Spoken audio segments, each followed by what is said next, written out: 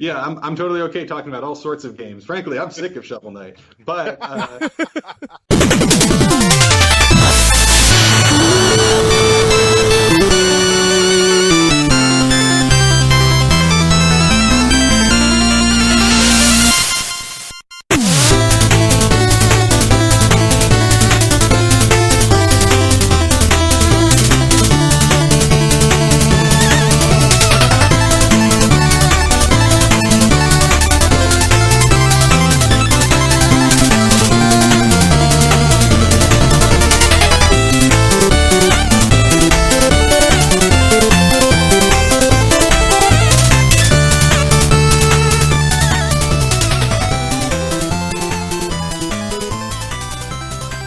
Welcome to World 1-1, everybody. I am your host, Larry the Nordic Beast Giver. With me, as always, my co-host, Eddie the Chocolate Nestle Wonderball Magic Head with Thunder from Down Under B. Hello, and everybody. also, joining us is Ian of Yacht Club Games. hey, how's it going? Oh yeah, Fantastic. glad to be here. Welcome. If you guys do not know, Ian from Yacht Club Games, him and his crew have developed Shovel Knight for pretty much all systems: Xbox One, Switch, Wii U. You can find it anywhere. Do pick up the physical copies because they do have digital soundtracks, and the music is phenomenal in that game. And an instruction manual. We did a whole printed manual Yes. and everything. Oh So, my god, yeah. the manual is fantastic. It's a beautiful work of art. Yes. I'm glad you like it. That was something we took very seriously. It's like, wait, if we can put it on a disc, that means we can put a manual in there, can't we? And so every version, Vita, PS4, all those versions have a full color manual as well. And if you own the 3DS XL, and if you own the Wii U and the Switch, and you can find you a Shovel Knight amiibo, do pick that up also. You get some Yeah, righteous yeah. co-op and a few other awesome features. Yeah, we actually, in the most recent update, we've actually expanded co-op to all the platforms, amiibo or not. And so, but the Shovel Knight amiibo still brings about Custom Knight, which is like a leveling up system where you unlock all these abilities and customization and a few challenges. So yeah, if it strikes your fancy, I do recommend it.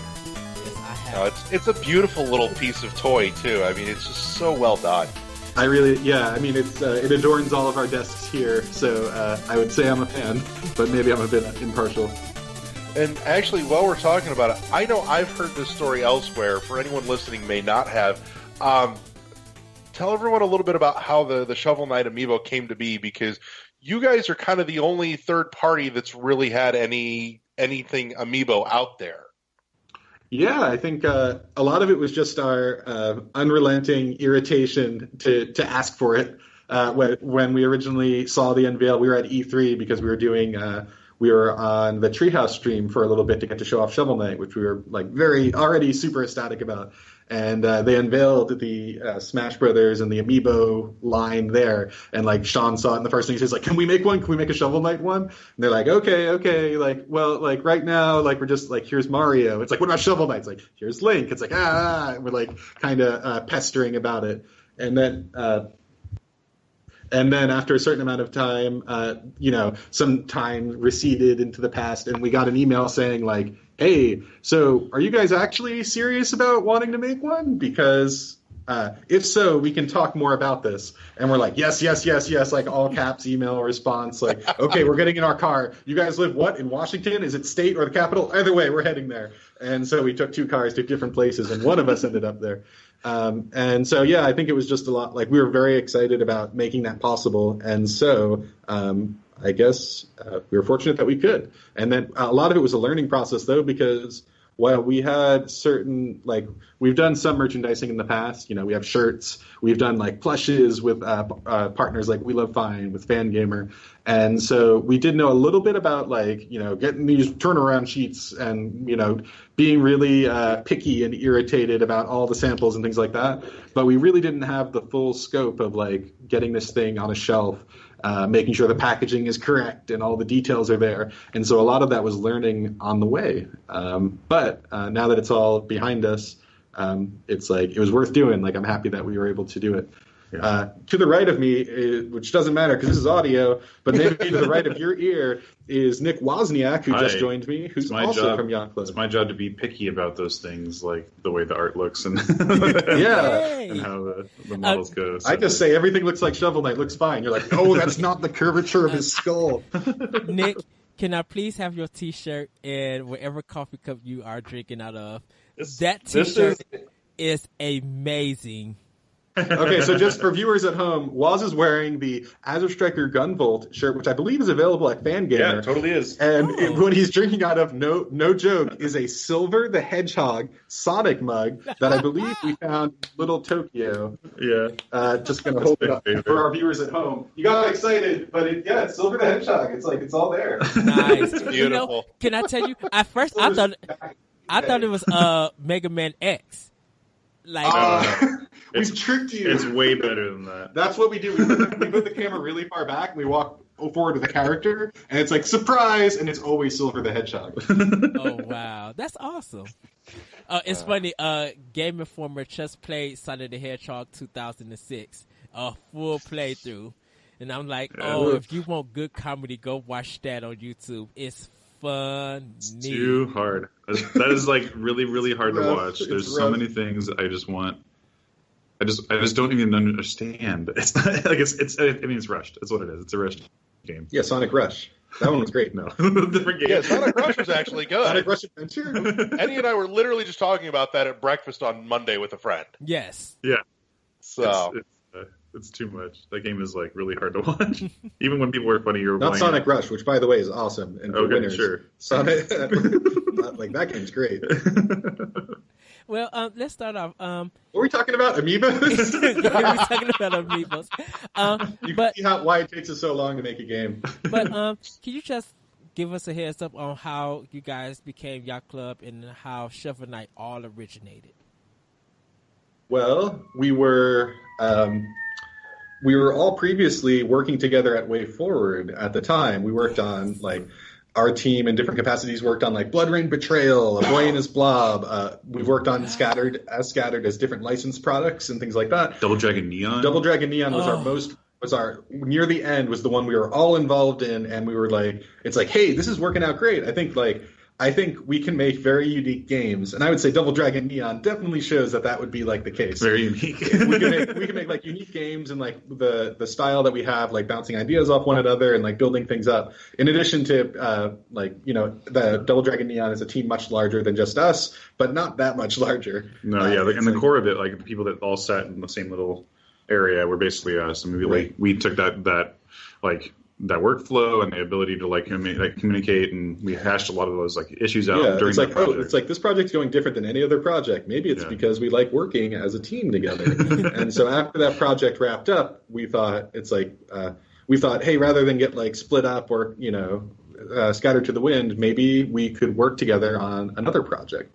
And so we tried to ask the company if we could do that. It's hey, can we just move as one giant blob to another project? Yeah, make us a small cell within the company. Right, but the way that company works, and this is totally valid, is that there's lots of different projects they have. They and so they need that flexibility to put people on projects that really need it, and they need the ability to get specialists on projects that need it. Us being a giant binary blob doesn't really work for their style. Right, and so it's okay. Can I? It's okay. Can I give you guys all the love for Boy and His Blob? One of the week. Let me tell you, I brought that on once again. I was telling Sean, Shovel Knight, and the other one of his other games that you guys, Batman and his friends. I brought that day one. A Boy and His Blob. I brought on day one. The art style is beautiful. And I don't want to take credit for a blob, blob or a Boy and His Blob, because I wasn't involved on that one for longer than 3 days. I was on a very 3 days. I made an enemy, and Sean's get off the project. But Sean was the director on that, and he worked with Mark Gomez. I did small animations and realized that animation. Yeah, I did. There's little frogs that jump around, and there's little snails that kind of roll around. I did little tiny things like that. But kudos to the animators that made that art style possible. That was a huge undertaking. Way Forward never tackled anything like that. So they really did a great job. Still to this day, it looks flawless. It literally looks beautiful. And yeah, I don't care about HD graphics and stuff like that. I seen it, and I felt like no other game in animation could touch this game. Could touch that. I'm glad I could really evoke cool. those feelings. Yeah, that's something that Batman Brave and the Bold on Wii, where they, which was a project that I did work on, where they kept that hand drawn art style and like took it to the next level in terms of both were on-screen. hand drawn. A lot of those were hand drawn on paper. Yes. I think eventually Batman was brought to Toon Boom, but Yeah, that was digital. But Boy and His Blob was all done on paper, and they had just reams of it where they scan, like they would do the animation, scan it in the computer, and digitize it, and then just like put the paper somewhere else. And so there's this giant stack of all the animations for Boy and His Blob somewhere, and that way forward. And the digital cleanup would happen afterwards, obviously, but. Boy and His Blob was cool. It was fun working on that project. So for us, like once we realize, once it's like, hey, it's like we understand, but like this might not, like that's not something we can accommodate at the company. We started thinking like, well, like, okay, well, what options do we have? Maybe we should start like meeting on the weekends and like working on a side project just to like keep this creative energy going. And so we started doing exactly that, where we worked on a project, you know, on our Saturdays and Sundays, and would just meet up and like try to hash through something. The game we were working on, we hated it and we threw it in the trash bin. Yep. No one's ever seen it. No one's seen it, and I'm not ready to talk about it. And so, but, like, the game isn't too far off. In like a lot of things, it's not too far off from like what you would think our team would make. It's like it has like a lot of it's like gameplay focused. It has like a bright art style and things like that. But we were trying out a platform we weren't comfortable with. We were trying to like balance some concessions for like a new style that we weren't really like sold on. And at a certain point, after working on it for like many months, we're like, oh wait, we don't like this. This sucks. And so, or it's like this needs more time, or this needs a solution that we don't have quite yet. But I don't think the idea itself is bad, and or like the world or like where it was headed. So if it comes back later, that's why I'm backpedaling right now. Because I would say this idea is not done. I'm about to say a World 1 exclusive. What? And so. So we're like, okay, this isn't working. Like, let's hit the reset button. Let's do something else. And so we all sat down like at a diner somewhere, or like at a sandwich shop, and it was like me, Sean, and Waz, I believe, because it was like on a work day during lunch or like after work. Yeah. And we're like, okay, this like thing isn't working. Like, we need to think of something else. And we were thinking, well, it's like, well, right now, like this game uses a much higher fidelity art style. And so that means a lot of our time is spent like contracting art outwards with others. Yeah, so, like most of my job was actually putting down like the just the basic roughs of an animation and not actually animating it myself because it was just too much. Right. Like it was more of a 16-bit style versus like an 8-bit, I guess is the most general way to describe it. And so every frame just had like that much more pixels, and it was just too much. Like the art load was huge. There's very high expectations for like the fluidity of the animation, the frame count for like a basic character set. Right. And this style is a style that we were familiar working with at WayForward. Like, you've worked on 16-bit equivalent games on DS. But it was always like with a team of like 4 or 5 artists, and like set budget. A bunch of them are like huge budgets. A bunch of them are offsite. Time. And so it'd be like, okay, like put together this blob of pixels and send it out. Okay, like let's get this input system working. Oh, the animations aren't working because we need to make these changes, and that'll take like 2 weeks turnaround time to get them back. And so we're like, okay, maybe that's a part we can start at. Maybe the art style needs to be simpler, and we need something that we could all, like the team, like us, 5, 6 people, that we could all work on ourselves, and we could all make steps forward. We can all revise. We can all talk about all in-house, all as one small tiny team with no money.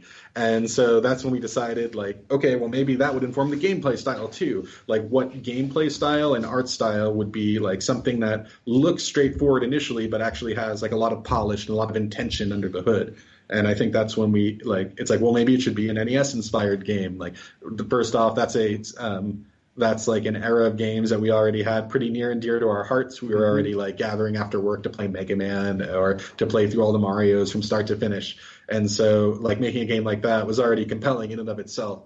But it also made sense just in terms of like what we can do, what every day when we all sit down, we can make a decision and we can put it in the game and like see it happen that day. And we can like feel like we've made progress, and there isn't a turnaround time, or there isn't we'll see when like the roughs get back from another country. Yeah, it was all something we could do immediately. And and games like that tend to focus on one core mechanic, and so developing what that core mechanic was became the focus point of this discussion, and that was like an easy way to transition the idea of like what can the game be to like what will the game become if we decide on these core pillars of what the game is. And so we established right from the get-go it's like a NES art style.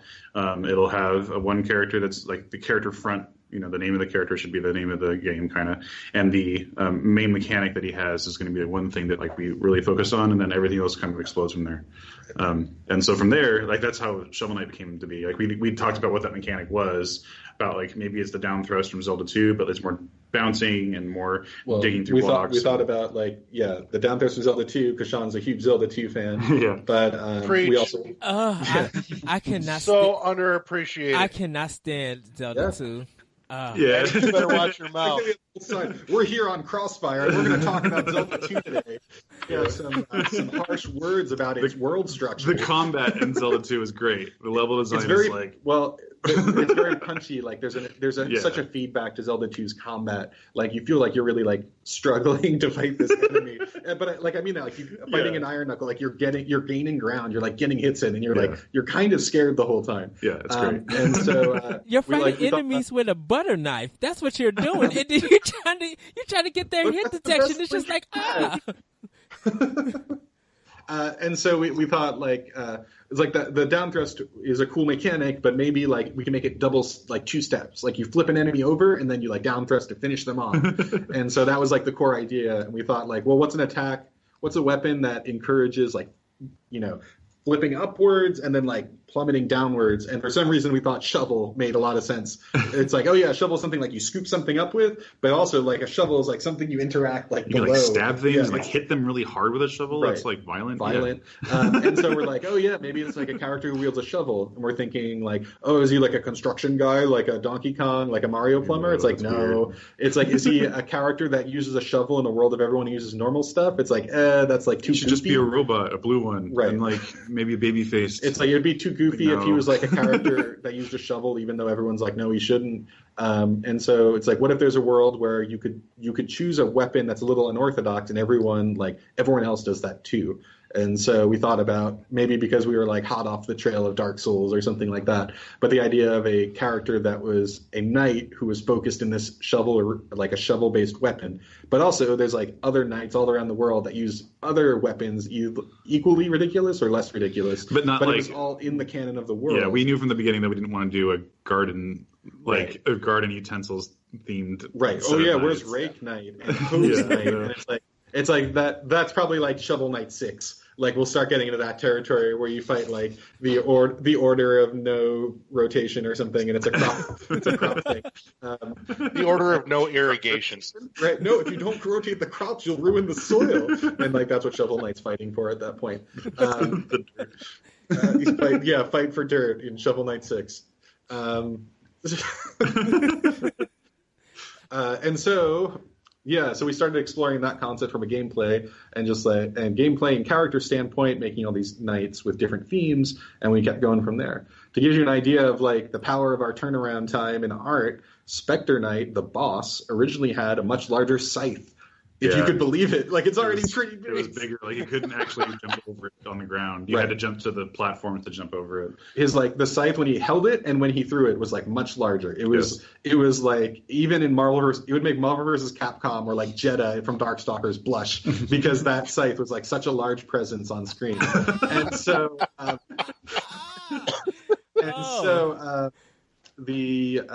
so we're like, oh god, like the fight's already like pretty erring on too difficult, and I would say it's still one of the harder fights for a lot of people in the intro. But at the time, especially, we're like, we need to shrink the sprite. This means changing every Spectre Knight animation and this huge like spiraling animation as well. Yeah. And Waz, you're like, well, if this is what we want to do, let me know. Like, make a task for it, and I'll do it. And so that was it. Waz's job was like redraw Spectre Knight's scythe for that day. And so because of it, the fight became much more manageable, and we were able to make such a gameplay choice without having to just settle on it. Yeah, and it took like a day. Like it wasn't a huge, enormous, monumental task to redraw those sprites because we're hit within the style is like really small. It's like like the Iron Knight enemy came together in just a few hours.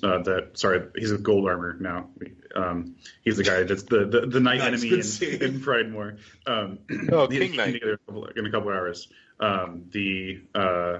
Like most of those animations for the initial set for Shovel Knight came together in a day. So it's like working in the NES style was really helpful for us to like make a game. Yeah, as five people.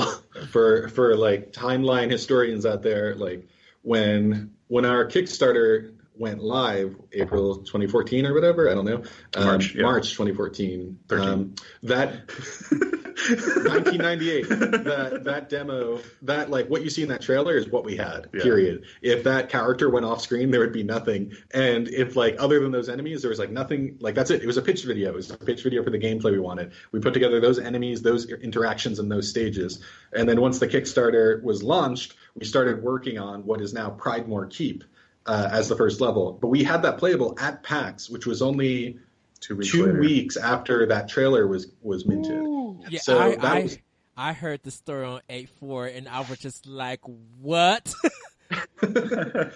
Yeah, and so like it's like, hey, the Kickstarter's live, we have to like manage that, but also let's make the first level of the game, and it should be a full featured, fully realized. Exactly what we plan to do. I booked a booth for us at PAX, so if we can't make a game that people can play, we'll just bring a couch and play Mario 64 on the show floor, and we'll invite people to like hang out and like eat jelly beans or like candy.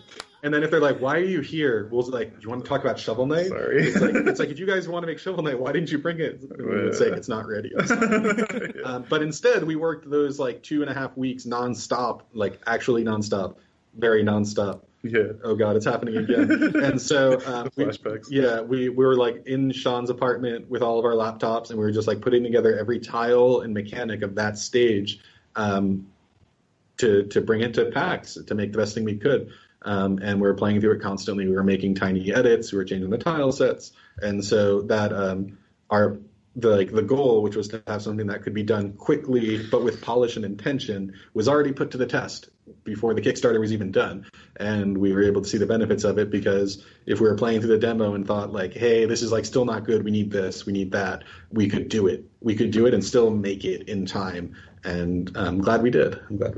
Yeah. The finished product that came out is nothing short of just beautiful and spectacular. It's just thank you. It's a joy to simply put in your hands and play with.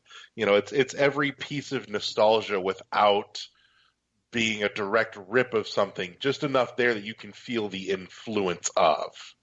Yeah, I can only fathom takes a special sort of challenge to pull off.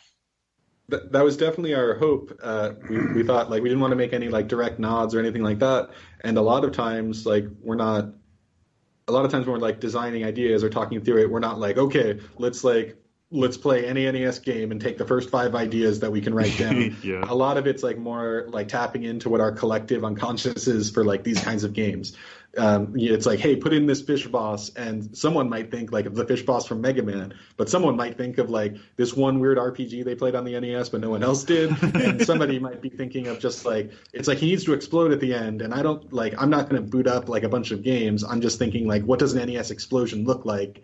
And like something like forms in your head. And so I think because of that, we were able to kind of make our own thing, but in a way that feels familiar. Yeah, it's really helpful having like a baseline understanding of what those games are and what that era looked like, and like having a target. We always had a target. Yeah.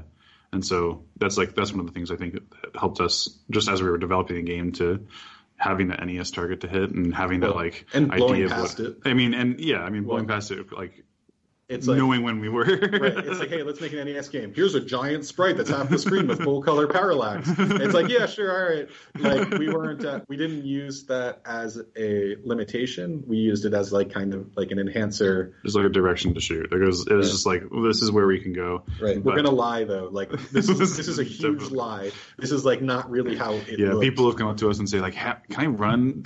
This can run on the NES, right? Like you guys are running this on the NES, and we're like, no. No. It's widescreen. Like not even widescreen. Like out of the equation. No. Yeah. Well, it's funny. But like sort of, I think you can make something that's very much in the spirit of it, just with like a few major changes here and there. A few major ones, yeah. But it's funny. But it's funny.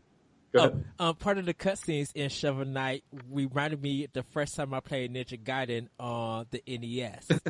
And I was just, and I just like, oh my goodness, they got the feel of it, because the arcade version of Ninja Gaiden doesn't have that, but the NES people remember that game who played it, like the fade is some of the intro, and I was just like, oh my goodness, they got everything about the NES era like just on lock. And wow, my favorite thing about the Ninja Gaiden intros is that they're not. They're in a lot of games. Like it's like Mega Man has intros like that, like the later ones, like that one has it. But I'm also playing like rando NES games because now I'm like playing more and more of them. I think it was Gunnak or the one with the rabbit intro we used in our April Fool's joke. But like I boot up a game, it's like, oh, this looks like a fun shmup, and it has like that exact style. And every time I just think like I read the storyline and I think like, this is the weirdest intro to a Shovel Knight campaign yet. Like it's like the rabbits invaded Mars and like Spaceman needs to go defeat them, and I'm like, man, Mole Knight's campaign's getting weird. Like I just imagine all of them are going to ultimately end up as a Shovel Knight campaign. Like it's like, and then the last thing shows like Treasure Knight standing over the valley. It's like, and now he must like approach the Tower of Fate. Yeah, like the opening to Blaster Master. Blaster Master has, oh my I feel like, okay, as a community, we need to make a random NES intro generator that pulls these frames from different things and tries to like string a plot thread. Like Simon Belmondo was like at the spaceship, but then the Mars happened, and now Arkanoid is the final straw. Sinistar. And then a random title screen. It's like a title screen like Roads Up, it's like Blades of Steel. Like, yeah, like you should make a random intro generator. Oh, you guys have got to do it. I will pay you guys $20 to get that done as extra DLC for this game. With his arm shattered and replaced with a robot arm, he can only swing from side to side. He's codenamed Viper, and he is in volleyball. That'd be amazing. Oh my goodness. Two-tiered volleyball. Title screen rolls up, and you hear that wonderful voice of double dribble. Right. Oh my goodness, double dribble in Shovel Knight. I need that. That's the extra $10 I would add on to this. Now, the artwork that you guys did, like the actual drawing and stuff, how did that all come about? Like what style were you looking at when you was drawing it? Because during the NES days, they had different art styles for their box Mega art. Man. Yeah. The answer's Mega Man. Oh, Mega Man. But like you can see, like the end rendering style is much different. I think when we were figuring out what it could look like, we were approaching the idea of Shovel Knight being a character that has an 8-bit game, if that makes sense. Mm-hmm. Like we're thinking about this character in more real terms than just like the 8-bit guy, and so like he's a character that exists outside of that. Like you have Shovel Knight, and then you have the Shovel Knight game, and then you have like the Shovel Knight toys, and you have like the Shovel Knight movie, whatever that could possibly happen in the future, or like all these things like reference Shovel Knight that's sort of like not an 8-bit thing. And so like we want these illustrations to have like high res and like be a fully realized character that could like exist in a world that's like more the same way like Mario 3D on the cover of Mario 3 is like a cartoon character, and you're like, I want to see what that guy's up to,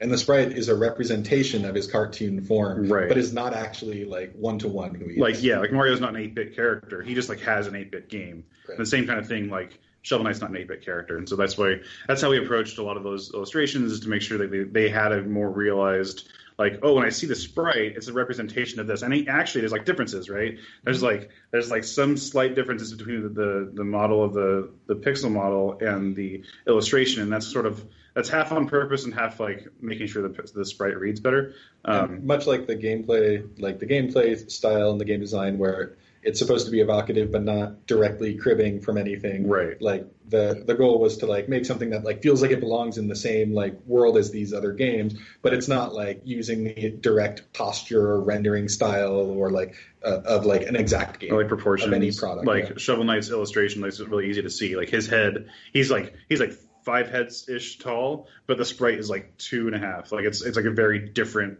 person. If you were to make the sprite into like this you would match it into a high resolution thing, it would look very different than the illustration. But like that disconnect is still like something that happened very early on, because it was during the Kickstarter, and we're talking about like, what if we did a box? Like, what would the cover look like? And a lot of people would say like, you should do bad box art, Shovel Knight. It should be like totally off key and like not in the tone of the game, and like it should copy like an existing like fantasy thing exactly. And it's like, okay, that's funny, but it's like too tongue in cheek for like the product that we're actually making. And like, we don't want to make something where it's like, Shovel Knight's in like the awkward Mega Man 1 pose, like in a weird like futuristic Las Vegas and shooting a laser gun even though he doesn't have it, because that's like not the product we're trying to make. We're trying to make something like something that is descriptive and feels like its own thing and isn't just like a knowing nod or wink to an existing thing. We do have a pretty good sketch though of a bad box art Mega Man cover, or Shovel Knight cover, but that's not used, obviously. I'd love a chance just to see it. I can only fathom how wonderfully spectacular that is. But it's definitely a great idea. Like I love seeing it, but not as the actual front-facing product that we're making. Like that should have been like the flip side alternative artwork for the. Yeah, I'd be okay. I'd be more okay with that. So. What I wanted to ask you about, something that I remember picking up or hearing from an interview, I want to say it's been a year or two now, but that you guys were aiming to do an additional DLC campaign for every one of the Order of No Quarter, every one of the bosses. Is that something you guys are still looking at doing, or now that you're two of them you're just like, no. I want to clarify that has never ever been the plan, and is currently not the plan. And so the reason, the way our campaign, like the whole game is rolling out, is we did the original Kickstarter for Shovel Knight, and we decided to do stretch goals. And so the stretch goals, which you can see on the Kickstarter page and all that, there's like some extra features like body swap mode, like the music test mode and things, and challenge mode. And we also had the two other like major ones were a set of 3, which was Playable Boss Campaign 1, Playable Boss Campaign 2, and Playable Boss Campaign 3. And the reason those don't have a name is we said we would leave it up to a vote. We also had Battle Mode, and the final one is all bosses playable in Battle Mode.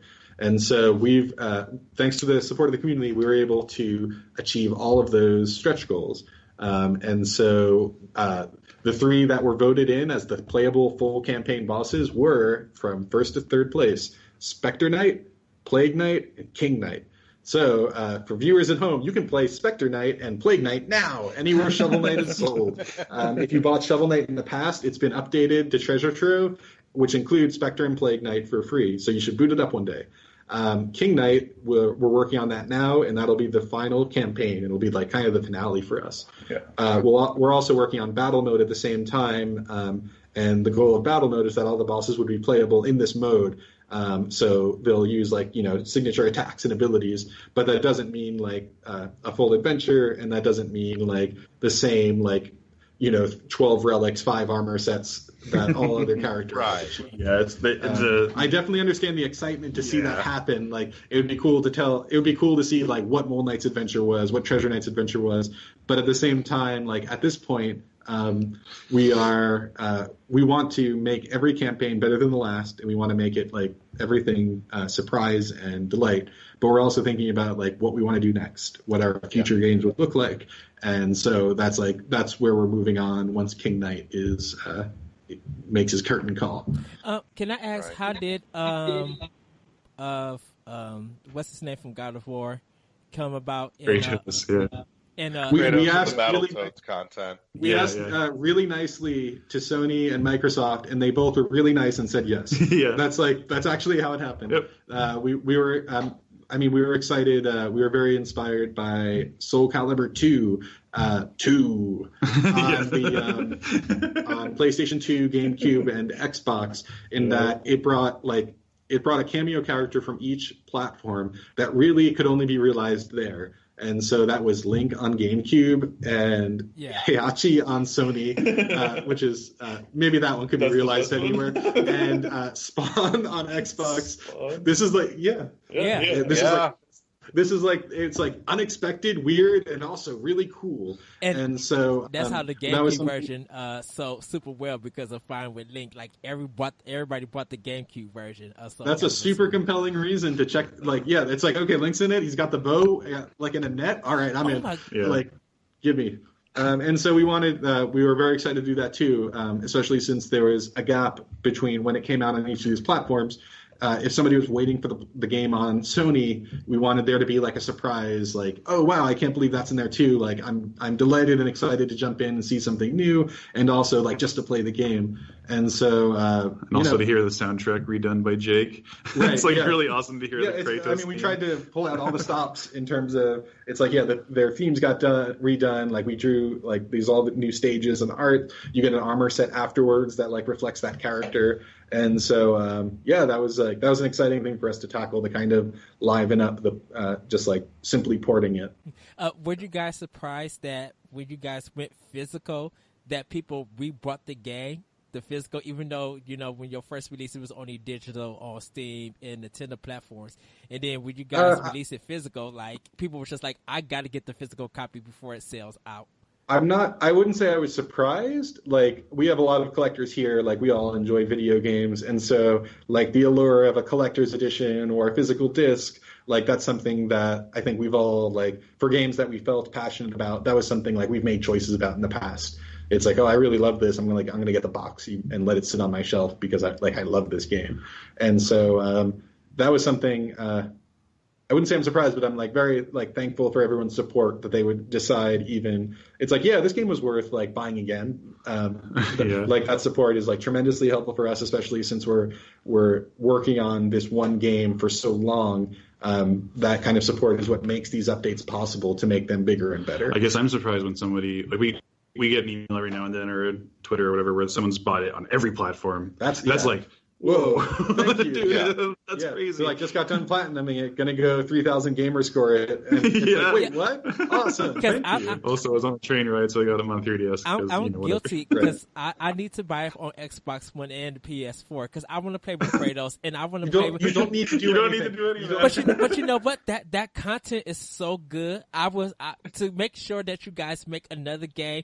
That's how some of us gamers are willing to go, is to support you guys, to make sure that your next game actually happens.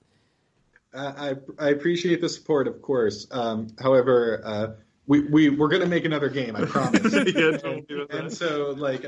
And so I appreciate it. If you're thinking about doing that, that's great. Yes. But if you play another game too, that's cool too. Like, I hope. I hope. Something I hear often or sometimes is like, hey, like, I didn't think indie games were cool, and then I played Shovel Knight, and now I'm like playing all sorts of like games. Or like, I didn't think NES games were cool. Right, I've never played Mega Man, but I played Shovel Knight, and now I think I'm ready to buy like Legacy Collection, and like that's like immensely gratifying to hear that this has like maybe been a doorway for people to check out more games of this type, or to check out to take a chance on different developers, or to like kind of explore different games that interest them.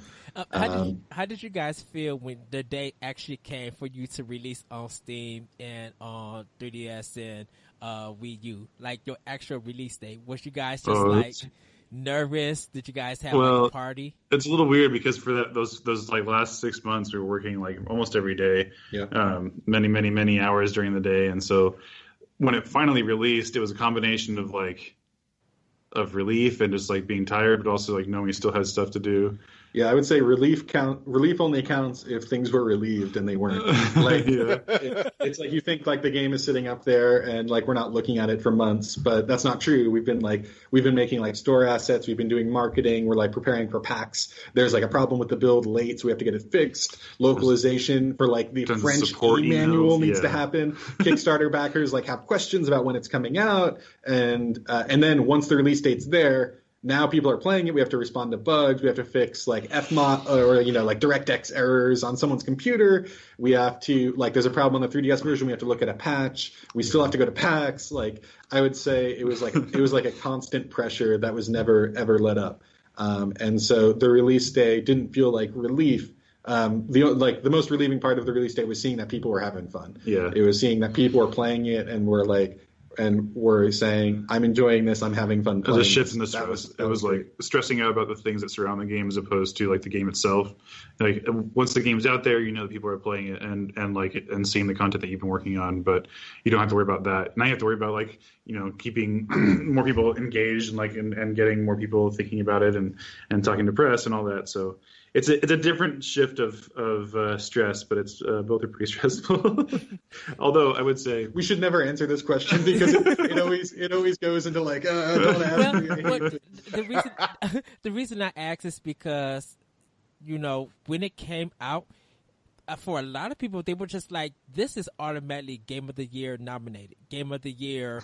Like, and people were marketing for you guys saying, if you don't own Shovel Knight, you need to have it. People were going out, getting eShop cards and giving them to people and buying it on their systems because they were just like, this game is so good that you guys hopefully were able to like maybe take a vacation or at least take a day off or something and just enjoy the sales coming in, seeing the comments and the positivity and some other criticism for some people. Yeah, being able to enjoy yourselves. Yeah, I'm like the word of mouth telling people like, hey, no, but seriously, like I really think you should play this game. That's what made this game possible, or like made this success possible. Without it, I don't think we would be where we're at. Yeah, my favorite thing of that is we saw like we'll read NeoGAF or like whatever forums are out there and like people talk about Shovel Knight. We'll kind of like peek in and take a look. And there's one guy who's like, hey dude, this guy's I don't know if I should play Shovel Knight. Maybe I should get it. And the guy's like, here, I'll just give you a key. What's your Steam name? He's like, don't worry about it. It's fine. And the guy's like, bro, I got 30 copies of Shovel Knight. I'm ready to go. It's like, why do you have 30 copies? Like, I really like that game. I really want you to play Shovel Knight. And so yeah, I mean that amount of encouragement, like that's immensely encouraging. Yeah. That somebody's like, no, like I like this game times 30, and like I want to tell people about it. I want people to enjoy it because I enjoyed it. That's something that like can't be understated. But like as like on the support side, you see like one awesome thing like that and you're like, that's amazing. But then you see one person's like, hey, I'm having trouble getting the 3DS key in Europe. And you're like, ugh! And like that's the thing that you go home thinking about. You don't go home thinking about how like thousands of people love it and don't tell you. You think about like one person was like kind of confused for a minute. And then you like help them, and now they're playing it. But maybe still confused, right? But maybe like a little confused about something. I know for me, and so it's tough. I know for me, I brought it on Wii U because I just wanted to see the game in big screen, and I was just like, this game is gorgeous. Like, did you do the Miiverse stuff? The Miiverse is like really cool. It's still kind of alive. Like it's still like you can go and check out the Miiverse website and see all the cool drawings that are happening. But it's a really cool thing. I'm gonna miss Miiverse. I'm gonna miss stereoscopic 3D. Like as these platforms, like it's like Wii U is like sunsetting and 3DS is still going, but it's like as they are beginning to close down, like in the long term, it's like kind of sad to see their core features go away because I'm thinking of them through the lens of Shovel Knight. Yeah. Like before a campaign goes out, we're thinking about making all the layers stereoscopic 3D. And then we're thinking like, in like 2 years, we're not going to do this anymore. It's just like, nobody will see this in 3D. It's just sad. Like, it's not going to happen. And like Miiverse just like that won't be a feature. That won't be a part of it anymore because there's like new things happening. Within 2 years, people are still going to be talking about your game because I think right now Shovel Knight is so historic as an indie game that for some people it's just like, this is like my top 100 games or top 10 games of all time. Yeah, now we got to live up to that for the next one too, right? Well, strung out the bat. We should make Shovel Knight 2 the bad one. And everyone's like, should we play this one? It's like, no, it's bad. No, play this first. And it's like the back of the box, like this is the weird one where they do a bunch of things you have like a differing opinion about. And if we just say like featuring like an overworld map you didn't ask for, like leveling up that you hate, and like we just go all in. Different camera perspective, right? Because why not? 72 hours of gameplay fluff. Just wait for the third one. Characters you like don't return, and characters you didn't like are very present. Like we should just go all out. Yeah, no, I mean it says a lot that you guys are so much like one of the biggest indie studios out there, and not just from the quality of product that you put out, but in the way that you interact with the community, that you guys garner so much goodwill from the gaming community as well. that people want to do that want to buy those 30 copies and give them out to their friends and go, play this now. Yeah, I think that's more credit to that's the a rare treasure. Yeah, that's the community's like interest and drive in terms of what they want to share with people and what they're excited to talk about. Yeah. I mean, for us, we're like, we would be playing all the Castlevanias from start to finish anyway. So it's great that we also like are able to interact in a way that like around people who are like-minded, that are also like visiting old games or like sharing the core gameplay like kernels that they like. The weirdest thing for me is like I want to read about these experiences of like people playing Shovel Knight and like seeing these new things. I want to have that. I want someone else to make like the next Shovel Knight so I can like experience it for the first time too. Because like I feel like I missed out, but. That's just like me. Like we made such a great milestone. I just wish I could experience. No, I just want to have a discussion. I want to have that same, because we're all like fans in the same way that our community is. Like we like love those kind of games, and like I want to be able to have like more of those really solid 2D platform game experiences in the future. So. Somebody else should make the next Shovel Knight. I have a story for you guys. I work in retail, and off air, I'll tell you what retail name it is. And a kid and his dad came in, and his kid has multiple versions of Minecraft. And his dad was so sick of Minecraft buying it. And so he told the kid, like, you need to get something that's under $20 or whatever. And the kid didn't know what game he wanted. So I go in and I go help. And I told him, if you want a real good game that's almost the level of Minecraft, but actually a bit better, that's going to give you a challenge, here is Shovel Knight. And I broke everything down. He was getting the PS4 version. I'm like, there's the music, there's free DLC that he'll get, and just giving him all the thing. And the dad was just like, okay, yeah, that's cool. And the little boy was just like, I don't know. I was just like, trust me, go home and play this game. It's a hot seller. This game is really selling. A week you could later, always trade it in later. actually, know what? A week later, the dad came in and he said, "Thank you for giving me this game because my son stopped playing Minecraft and has been playing Shovel Knight altogether." Wow. And I was just like, and I couldn't, and I couldn't give. I wanted to sell him the Shovel Knight amiibo, but because he didn't have a Nintendo console, I was just I said, down the line, if you decide to get the 3DS or a Nintendo console, this is the Shovel Knight amiibo that he'll be able to use, and it has extra features. Lure him into the Nintendo camp. You're like, look, if you like platformers, we got lots of great options. yeah. But I think he ended up buying. One day he actually came in. I wasn't there. He actually ended up buying the amiibo because the kid wanted to know if Shovel Knight had any toys, and he remembered the amiibo was one of the. Oh, that's awesome. I'm really glad. Like, that's cool to hear that. Thank you for. I don't know. Chilling for us? Well, no, for encouraging. Thank you for encouraging it as an option, and to hear that it not only a sale was made, radical, but to also hear that they came back and that he enjoyed it and he was getting into the character, or he loved the idea. Yeah, that's really cool. Of everything. That's fantastic. That's the best thing I can hear. If you see them again, tell them thanks from us. I will. I usually tell people who looking for budget titles and who really want a good game, Shovel Knight is the one to get. I'm like, if you can't find a physical copy, here's some gift cards for that particular system. Buy it digitally. I'm like, you need to have this game in your library. It's that good, And if it gets challenging, work through it, because that's part of the aesthetic of the game. Like NES games were difficult, were challenging, and you had to work hard to get through it. So, and that's what made the game longer and fun to have. Yeah, I think that level of persistence, we tried to make it as easy to retry as possible, but not just let you bow out in it of any. Yeah, it was still demand something from the player. And so that's always the hardest part about going back to some of those classic games is I'm just not ready to go through the same pipe section with falling objects over and over again. And so maybe hopefully this is a stepping stone in terms of just stealing your resolve and okay, I'm getting it. It's if I just keep at it, I can do this. That confidence, it's tough. Like I see discussion now, and somebody will say like, "Hey, I died to Spectre Knight 5 times. I'm just the worst at this game." And it's like 5 times. That's like 5 minutes. That's like not that much time. Like, don't sweat it. Like, just get back in there and you could probably beat him like in your 6th try at this point. And just like don't get down. Yeah, like don't let yourself get down. A game has challenges that you need to overcome. If you started playing like even if you started playing like checkers or chess, any board game, you're gonna lose. Like you're gonna lose because you don't know how all the things work yet. But like the more you play, the more you're going to learn it.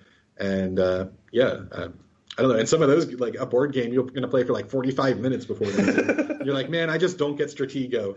And it's like, look, you gotta memorize where the pieces are. It's like, oh, all right, maybe like after like a little bit, I'll like, maybe a few more days of playing this. Anyway, today I'm here shilling Stratego, the hit strategy game by Milton Bradley. It's like Fire Emblem, but you can't see what the other class is until you attack them. Doesn't that sound compelling?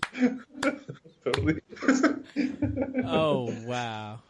So I want to ask, because going from Plague Knight to Spectre Knight was a radically different campaign. You know, Plague Knight being very much just kind of almost a reskin of everything that was in Shovel Knight versus Spectre Knight being 100% fresh. You know, was there an initial plan for that, or was it just looking at it going, okay, we don't want to just, insert another character over again. We want something 100% fresh. So, and with that change from there, what do we have to look forward to with King Knight? So for each, we don't start, in the past, we've not worked on a new campaign before finishing the current one. Right. So like we knew we had all these campaigns lined up while Shovel Knight was in production, but for Shovel Knight, we only focused on Shovel Knight. Then once Shovel Knight was out for a little bit, we zoomed out, like moved the mouse wheel all the way out and thought like, okay, how should Plague Knight work?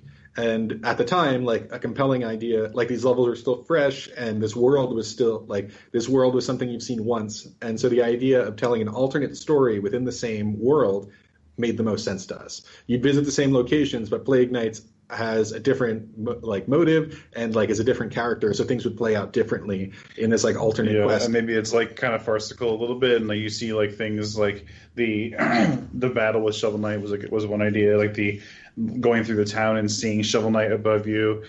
We kind of likened it to Lion King 1.5, actually, where it's like the same movie but told from the Timon and Pumbaa perspective. Is that what that is? I thought it was. Yeah, you should see it. Don't say that. We need to talk about our marketing bullet points in the future. No, it's like something that's awesome and cool. And so but like an alternate story was something that was the most compelling. It's like a parallel adventure with a different character that plays way differently. And from a gameplay standpoint, Shovel Knight is a character where you see what he can do in the first, 10 seconds. You're like, oh, okay, he does this. Oh, and he does that. Okay. And the rest of the game is about learning about the world. Like, what is this object going to do? What is this enemy going to do? For Plague Knight, you already know what the world is. You know more or less the setups. There's going to be, blocks, and there's going to be a knight that hits you into a pit. Mm-hmm. And so instead, we focused on learning about the character. And so the character has a lot more nuance or a lot more volatility that can be scary, and we expected it to be scary for the entire campaign because the idea is that either through new abilities or just through your own comfort levels, you would come to grips with how Plague Knight plays, and you would be able to start steering him how you want to and learn how to come to grips with Plague Knight over a world you're already familiar with. So after Plague Knight was done, we started, we let that rest and we started digging up Spectre Knight again. And we thought, okay, who's going to want to play through all these levels again a third time? And we thought the answer was going to be not a lot of people, because not a lot of people even wanted to play through Plague Knight, actually. Yeah. The number of people that returned for Plague Knight was not as high as we would have liked for a free content update. And so we thought okay, it's rather than working on the existing level map creates a lot of expectations. It's what's going to happen at the pond, what's going to happen at the armory outpost, who are the bosses going to be. And so we wanted to kind of clean the slate on that and start over. And so that's why we decided to set Spectre Knight in a more focused hub, but still has a lot of more streamlined to the experience so that you don't have to go through the extra stuff of getting from level to level, so you can just kind of get into it. And so it's friendly to start playing new levels and seeing the fact that there are the levels are actually like very different. Right. And also, a lot of the feedback we got from Plague Knight was that Plague Knight was difficult to master because the character was like the thing that you're learning. It's hard to know what you're going to do when you hold that button down, and like charging an attack versus not charging. Or it's just stressful to charge. We saw lots of people that just had a lot of trouble charging. Yep. Yeah. So like one of the main things as we approached Spectre Knight was to like alleviate a lot of the difficulty of being the character, and it's like effortless cool was like one of the things we wanted the character to feel like you could just be a badass by just like dashing around and bouncing on things and going through things and being a reaper without having to like really invest your mind into like getting your head wrapped around the character. Or break your fingers. Your fingers. So like that accessibility and like ease of input was a big focus. We still want them to do a lot of things and to have nuance and to have like mastery, but something that wasn't as obtuse and wasn't like was easily learnable from the beginning. And so it's kind of more like a Shovel Knight where you can see what Spectre Knight can do very early on, but now like the objects in the world is what you're thinking about and contending with. And so because of that also meant we wanted to do a B-side of the levels, and all of the levels we wanted to add like new art, new mechanics, new objects, and make it new music, and make it feel like an entirely new thing. And then from there we started like building out, it's like maybe we can pull out the stops in more places rather than go through all the levels left to right.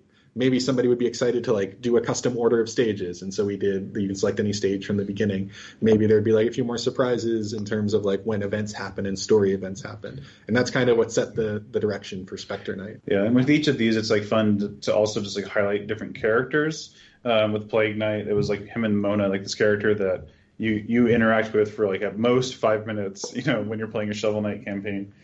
Just enough to get the song scroll and peace out. But she's his partner in that game, and same with Spectre Knight. We thought, well, this is not going to be a side story. This is going to be maybe this is a prequel. It's not a side story. It's his story. It's like his story. Yeah. So like all those characters that you've kind of come to know, and they have a different level of focus, and maybe there's a bunch of new characters, and it was fun to think about like what the world was besides Shovel Knight, like the world before and how that like shaped what these characters are. And so like the story became a much more big focus as those campaigns have moved on. So and so now with King Knight, much in development, we're not hot on the idea of setting it after Shovel Knight because we think the game that's after Shovel Knight would be Shovel Knight 2. Yeah. Like that's like the story continues when Shovel Knight sets foot outside of the tower.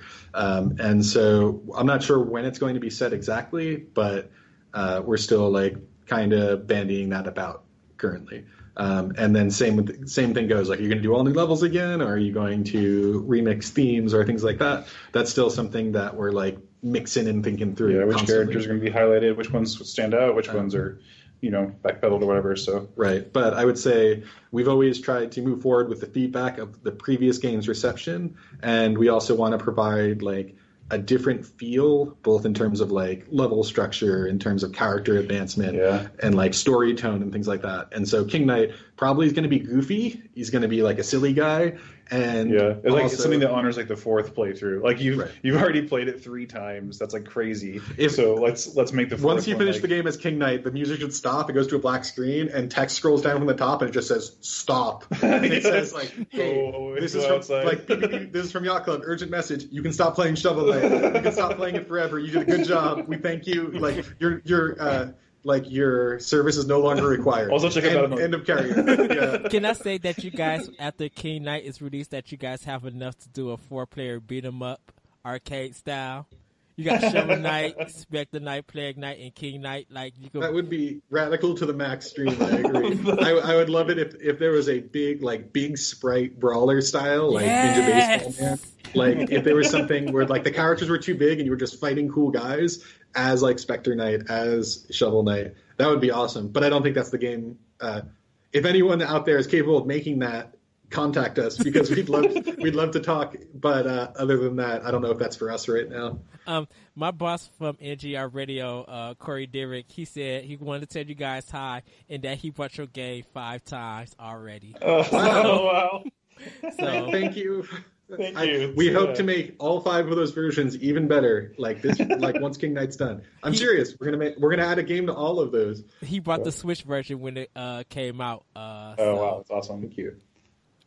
Oh yeah, that was, I've bought it through 3DS and Wii U, and as soon as I had my Switch in hand day one, setting it up, Shovel Knight was the first thing that got downloaded on there. Oh, and awesome. the only thing, Zelda was on cart. You don't need to download it. right. which actually brings me to another question. Did you guys hope to, or is there still a hope to release a physical copy for Switch as well as PS4 and Xbox One, so that it's out on everything physical as well? We would be very interested in doing that. The reason we didn't for Switch is we were working on Spectre Knight until the last minute because we wanted to put in, we do a lot of play testing and iteration and polish. And so the idea of, if we had to freeze Spectre Knight to get it on a disc 6 months earlier, it would have been a much different game. Yeah, because a lot of needs a lot of lead time. Right. And for us, once the game settles, we are prone to opening it back up again and changing everything if it doesn't sit right with us. But in addition to that, you mentioned, hey, your friend bought 5 copies of it. Somebody bought this one. We didn't want to release a version that is Shovel Knight plus Spectre Knight plus Plague Knight, and King Knight's not on the disc. If King Knight's truly the finale and the cover shows all these characters on it, we wanted this final version to be everything. It's this is the disc that never needs to get updated. It has all the content, and that's it. You don't have to worry about the eShop going down, in a thunderstorm or anything like that. And so I would say once King Knight and Battle Mode is ramping up for release, hopefully then we can start thinking about minting this on a cart for all eternity. Yeah, I can see y'all Battle Mode being like City Connection from NES, going back and forth. I don't know if you remember City Connection. The little car, he had to jump on the little white lines and color them before the policemen and stuff come and get them. I don't know that one, but that sounds like a cool Shovel Knight game to me. Look it up. It was an NES game, City Connection. All right. So, question for you. Beyond Shovel Knight, once King Knight and everything else is done, are you guys looking to Shovel Knight 2 or something else entirely different? I mean, back 2.5 years ago, it made sense that we would follow Shovel Knight with Shovel Knight 2. That would be a no-brainer, and it would be a cool way to explore more of the world and characters and mobility. Now that we are 2.5 years forward and have explored newer the characters and mobility through free updates, we realized that it would probably make sense that we would try something that wasn't Shovel Knight for the next game to hit, to reset, to show that we're interested in making other types of games. And so we don't want to be like the Shovel Knight company. We want to have our own pillars, and so we're thinking about games that we can push alongside of Shovel Knight that are just as big or bigger, and that and maybe it's a different genre, maybe it's a different art style, something that you haven't seen from us before yet. So but we're exploring all those things. If you played Shovel Knight, you probably have an idea for what we value in making a video game, and in terms of gameplay to storytelling ratio, or something that relies on gameplay and immediate control of a character. These are things that we probably wouldn't step away from on a second title, and so that's that's what we're thinking right now. That's where our brain is gravitating towards. Yeah. So a lot of people are ready to see what you guys could do with 16-bit. Because everybody's Shovel Knight 2 should be 16-bit, but maybe your next game, are you guys looking into 16-bit? Because are there 16-bit? It's tough. It's tough to say that. It's tough to say that would bring a huge benefit to the game, and so that's we would be cautious to make that jump unless we really feel that making that jump would change the gameplay in amazing ways. Yeah, I was saying before, it's in that previous game we were working on where it was more of the unbound, just make a pixel game. It was just, there's dense pixels, there's tons of colors, usually around 16 per character, or 10 or whatever. That kind of game adds a lot of art overhead, it adds a lot of iteration time, it adds a lot of complications to figuring out what the characters can be and what they do and how they act. Right. And you can't just do a quick little animation that makes it into the game in an hour. You have to actually put a lot of effort and thought into every character, and as opposed to now where we don't have to. I knew as I finished that sentence that it was going to sound terrible. I'm here to counterpoint it so nobody feels like you're a monster. Yeah, so like it adds a lot of complications on not just the initial sprite, but like on all sides. And so it's not something that is appealing to us in terms of a production side, but I mean I love high resolution games. There are lots of benefits of making that jump. Like those games are capable of conveying mood and like a theme. Like some the feel of being in a Super Metroid cave is like drastically different from being in an NES Metroid cave. Absolutely. And so that's like you're able to do that. You're able to do things like a fog layer or like overlay effects and things like that. The music, since the Super Nintendo could sample, is like allows a lot more options in terms of like what you're hearing and feeling as a player. But when it comes to the gameplay side, like obviously, bigger characters, bigger graphics. You could rotate sprites, but that had like mixed results in terms of like your expectations for a game, and usually it ends up being like a weird gimmick boss. You could scale sprites, but likewise, I'm just thinking of every time I say one of these, I think of a different level of Super Castlevania 4. Oh, I was thinking of Yoshi's Story. I love that game so much. Story's like way out there in terms of like tech output. But yeah, and so like these can create unique experiences for sure. But we would want to make sure that the entire game is moved forward and not just like one boss or one room. Right. And so yeah, it's like we know like we love it and we like want to like dip our toes maybe into it, but like we don't want to like go full on just like high resolution, high pixel density. It's like we live in a world where like Mega Man 9 is among the best Mega Mans, right? And there's like a reason for that. Yep. And like Mega Man X is also among the best Mega Man X's. And the remake of 7 is better than the original. Right. But like Mega Man X brings like brings a lot to the table that makes it way different than what you think of when you're thinking about Mega Man 3 and 9. Yeah. And so if we were to make that jump, we would have to bring everything forward. But we also think like there's a lot of value in like what's there in Shovel Knight and like what we can do taking it forward just in that realm. So I guess that's what I think about when I think about 8 and 16-bit. Okay. Right on. Well, I know we've taken a considerable hunk of your time, so I want to kind of start to... Can I ask a question? What is your favorite cereal or breakfast item in the morning? This is the running joke every time there is a guest. Well, I wish that was something that I ate every day, but Cinnamon Toast Crunch has always been my favorite cereal forever. But I don't eat it anymore because it's just not food. I like plain oatmeal. Oh my god! It's filling. It's easy to make. It's great. It has no flavor. Nobody's gonna fight you over it. And like if you leave it on the table and it's like a hot bowl of oatmeal, no one's gonna like say, "Hey, where'd you get that?" You grew up in like the 40s. Well, and I just want to say, if you have plain oatmeal, you can make that not plain oatmeal with a million different options. Maybe not a million. You could like put Cinnamon Toast Crunch in it to make it taste crunchy and cinnamon. But what can you add to Cinnamon Toast Crunch? Nothing. Milk. Once you put the milk in, you're done. Yeah, you can't done. add strawberries. You can't add. You don't need that stuff. You can't slice a banana that's about to go bad. Be like, oh, if I put it in the oatmeal. If you add something to perfection, it's not perfection. It's perfection plus something else. So milk doesn't count. You just eat raw cinnamon. No, the milk is important. The milk plus cinnamon. That's so gross. Just I'm loving all of this. You said if you have to add just like the breakfast. I was counting milk already. Exactly. Yeah, if you change the goalposts, you're right. No, I was already counting milk. Roll back the tape. I'll kill you. Roll back the tape. Oh, and also I gotta ask you guys. That's the new game. That's the new thing that's coming out is Breakfast Fight. It's just going to be 16-bit renditions of breakfast foods in a brawler. Can I ask you guys? That question got surprisingly heated. I'm sorry. I think that's the best answer we've ever had to that question, though. How did Shovel Knight get into Rumble? How did you guys was able to do Rumble. that? Yeah. Well, for a lot.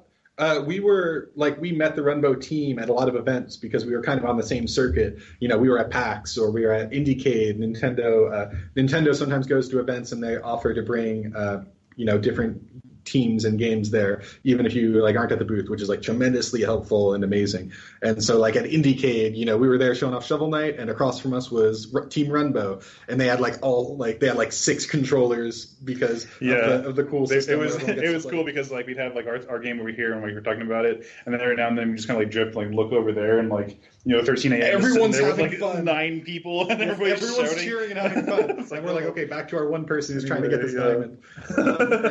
And so we were already like, we met the team and we were talking with them, and so we exchanged information. And one day, they contact us with the offer, and they're like, hey, we're thinking about, we have like some of these characters in Runbow, and we're thinking Shovel Knight would be a great fit. And we're like, hell yeah, that sounds like a great fit.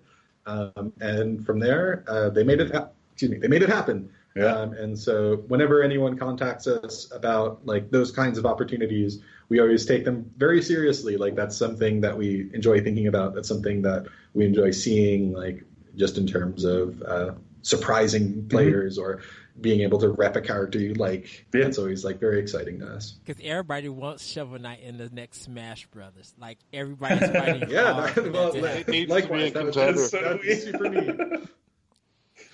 Okay. I'm holding out hope. Well, and I think, too, that's one of those things that would translate well because, like you guys said earlier, it's something where there is a fully rendered, 3D realized version of Shovel Knight, not just the little pixel version that doesn't necessarily scale right. So there's already that asset to kind of work off of as well, too. And I can imagine already at least half of a moveset in my head that would be spectacular to play with. Oh, I mean, I would love that. Yeah, we play Smash a lot, and I would love to see Shovel Knight doing all of his signature moves and like him in that fully realized style. It'd be really great to see Shovel Knight just like tearing it up in Smash. I would love that. Yeah, I mean, like when we see like pitches or like sample, like there's a few images that show like here's how I would make the character, or here's the world or the music I would pick, and like like Smash Brothers is already. It's like a collection of just like amazing stuff, like in terms of like character animation, in terms of like the moves you can pull off and how you can like just like the feel of those characters and how they all interact in that world. And if somebody's playing that and thinking like, oh man, who's lacking from here? Like Shovel Knight should be in here with all these characters interacting. That's like tremendously encouraging that somebody would think that. That's like thank you. That's amazing. Yeah, we've got a couple of those like that are fully thought out. Like they think about like his up tilt and his down tilt, and like, oh man, that's like it's way more complication than I was thinking about. Why are you sending me frame counts? This is too far. Because I would love to smack. I mean, like 3 frames active, 18 frames recovery. What do you think? It's like it sounds pretty laggy. I don't know. Because I would love to smack some enemies out and smash into the screen, or just like hit them up and they slowly just walk off with the smoke going. That would feel so good. I mean, if, hitting somebody straight up and then in the background falling downwards would be like the ultimate shovel flip of all time. And I would flip so many damn doors. And the big fish. I'm feeling the Spectre Knight assist trophy where he sweeps in and it's the giant scythe just across the screen. Oh yeah, the backslash appears over the stage. And you're like, oh jeez. No, it's Spectre Knight would be like a full stage lightning effect, and it'd be the worst thing. It's like it's black. Unless he's feeling moody, and then it's a black and white like sepia. Oh yeah, it obscures info by making the screen black and white. Background, and he's just thinking. Well, everybody, that's Yacht Club. Here's the pitch. Right. Yeah, call Nintendo. Well, guys, we want to thank you both so much for your time and taking the time with us. I'm glad like you said, it's been been worked on to get this happening since September, and I'm glad we finally got it to connect and have you guys on. We'd love to have you back when. Sorry. Go ahead.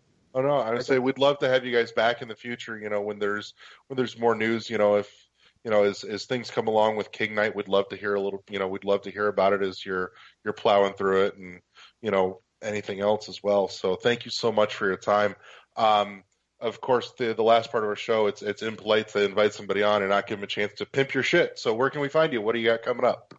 I thought I was. I thought I was already chilling. I'm sorry. So, Shovel Knight's out on Switch right now. Spectre Torment's out as an update for...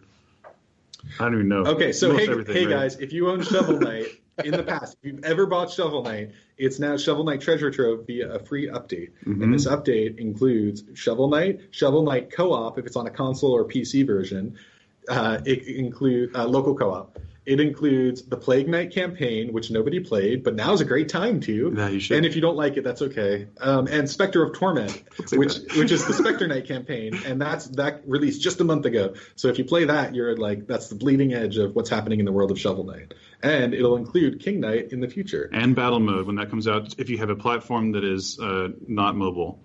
Portable. Right. Yeah. You can tell I write the website articles and Laws doesn't. Yeah. That's true. And when I talk, TMs appear after the words. And the game the game is so, also out for Nintendo Switch if you guys want the Japanese version. So yes, you guys can go we ahead hope and to pick bring the that up. Japanese language version to more platforms in the near future. But currently, it's available on Switch. Like, you can buy Shovel Knight on Switch, 3DS, Wii U, PS4, PS3, Vita, Xbox One, Steam, Amazon Fire, GOG, TV. Humble Store. Those are all real. Those are all real things. Amazon Fire Linux TV. and Mac. Linux and Mac. The choice is Yes. yours. And I don't know. And since I shill Shovel Knight every day, all day, I'm also playing Fire Emblem Echoes, and that's been a lot of fun too. I have to I start. really like this one. If you kind of felt like the previous Fire Emblem wasn't your thing, this one like really turned me around in terms of like why Compared I to was it Fate? Conquest. Conquest. Fate's birthing. Yeah, Yeah. Birthright and Conquest and Revelations. I was like I have that like wasn't my bag, but this one's like really really appealing to me so far. And then playing Hollow Knight. That game is awesome. While I was playing Ah! Hollow Knight. The game I is really, can't really good. wait for Hollow that Knight to is Switch. not related to Shovel Knight at all, No. but you should play. You should definitely play it. I'm Hollow Knight's waiting so for good. that to come to console. I want to play that game so bad. Oh, it You looks should. so It's good. way bigger than you think. Like, I don't want to spoil it, but like the first few hours, it was like I was like kind of lost and not really knowing what to do. And then the world map exploded, and I went like in huge, crazy directions, and I'm still like finding new things. It's like it is an extremely dense and awesome game, and the characters and the story and like the mood and everything is great. The bosses are hard and fun. I'm having like a lot of Dark Souls flashbacks and Super Metroid, and it's all of it's like really, really good. Oh, and I don't say that for a lot of games. I want all of that so bad. I just seen the I trailer. think of I Hollow just Knight. popped a chubby at the sound of all of that. Well, that's my reason. I got Fire Emblem Echoes, but I got it on hold because I'm playing Dragon Quest VIII on the 3DS right That's now. understandable. I irresponsibly started Fire Emblem despite Persona 5 being incomplete. So I'm already in like a world of problems. And Stormblood comes out for Final Fantasy 14 in June. I've got, like, seen that. confused. I can't talk. I can't believe you placed that still. I got sometimes you just want to do something for 2 hours and Yeah. I'm still good at that. And It's true. MMOs aren't as slow as they used to be back in your day. When I played WoW. When you level played 80. WoW, yeah, the time commitment has drastically sorted in our favor. Can't Oh, convince me. wow. I'm I not gonna don't do need it. to. I don't need to. Oh, I love y'all work not dynamic. Oh, I just love it. All right. Well, Eddie, pimp your shit, and I'll round out, and we are good to go. Okay. You guys can follow me on Twitter at @RetroCode. You can also hear my podcast, Optional Opinion, on the Anomalous Radio Network.podbean.com, SoundCloud, iTunes, Google Play, and other podcast apps. You can also hear me on Nintendo Power Block that I do with Corey on NGR Radio. You can read my Optional Opinion blogs at IGN.com under Anime, ENIME, and also read my series, The Moment, where I talk about retro games and how they play a part of my life at SkirmishFrogs.com.